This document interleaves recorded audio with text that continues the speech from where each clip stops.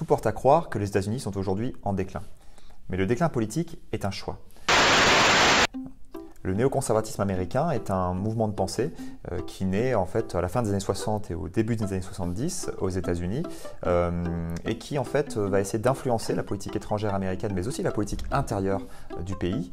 Et en fait le mouvement néoconservateur va avoir deux principales périodes d'influence. La première sous Ronald Reagan au cours des années 80. I, Ronald Reagan, do solemnly swear that I will faithfully execute the office of President of the United States. that I will faithfully execute the office of President of the United States. Ronald Reagan, the 40th President of the United States, an ambitious and charming figure unlike any other in America's history. The speeches are over, and the audience is content with the sound of a promise. A leader who rocked the U.S. economy with his infamous Reaganomics and divided opinion both on home turf and abroad. Et la seconde sous George W. Bush au début des années 2000. At the center of this turbulent chapter in American history stood a man whose leadership would leave an unforgettable and controversial mark. And so to protect our citizens, the free world must succeed in Iraq. The anti-war movement has taken to the streets. Change the direction of this country!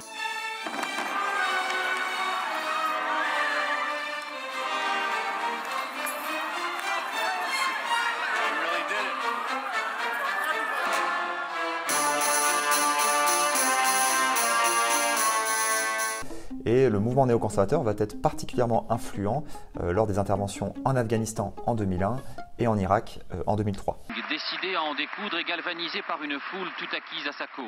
George Bush le savait, ce discours devant l'Amérique tout entière était sans doute le plus important de sa carrière politique. Il lui faudrait à la fois rassurer et contre-attaquer, se comporter en président mais aussi en chef de guerre.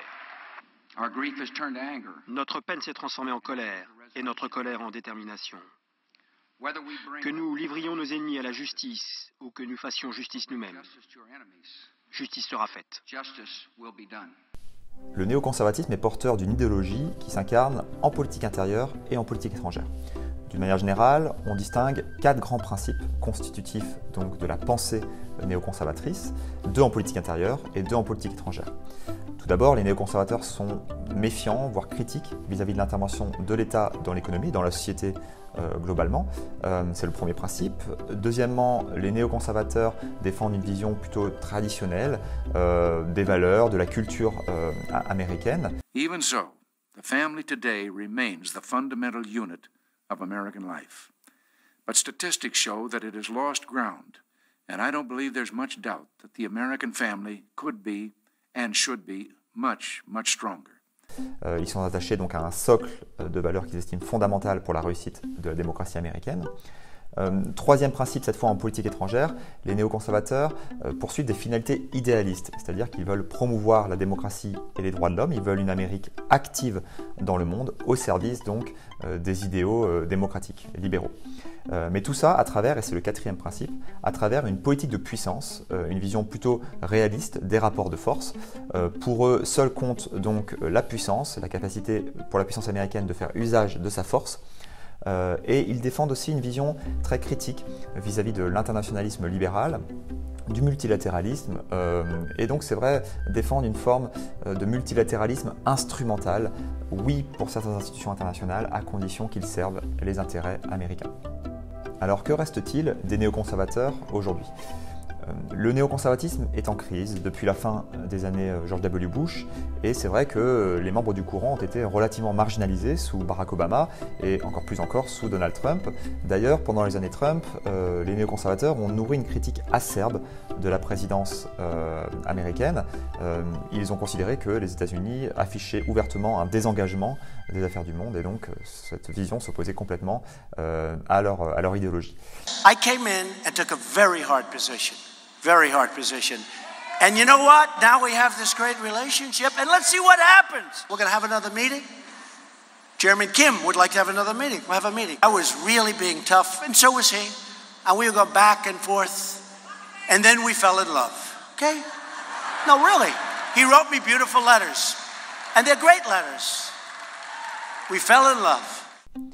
Par conséquent, les néoconservateurs attendaient avec impatience un changement de présidence aux États-Unis et applaudissent timidement l'arrivée de Biden au pouvoir. Pourquoi ? Parce que Biden, certes, met en avant les principes démocratiques, affiche une vision claire de la promotion de la démocratie, mais selon eux, cette vision n'est pas assez ambitieuse. Il n'y a pas chez Biden une volonté claire de promouvoir partout à travers le monde la démocratie et les droits de l'homme, à l'instar, selon eux, de George W. Bush.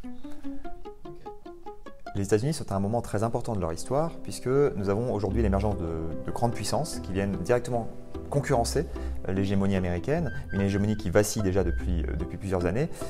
Et aujourd'hui, la puissance américaine doit soit accepter le rôle d'une puissance parmi les autres, soit essayer de reprendre cette capacité à assurer le leadership occidental et plus généralement à assurer ce rôle de gendarme du monde. Tout porte à croire que les États-Unis sont aujourd'hui en déclin. Mais le déclin politique est un choix. C'est un choix politique qu'on peut assumer ou au contraire qu'on peut contrebalancer. Tout dépend donc d'une vision du monde selon laquelle on désire ou pas défendre l'hégémonie américaine ou au contraire s'aligner. Mais si les États-Unis décident à nouveau d'agir comme gendarmes du monde, il faudra avoir une politique étrangère ambitieuse. Il n'est pas sûr que le prochain président des États-Unis aura l'ambition de le faire, ni même les capacités.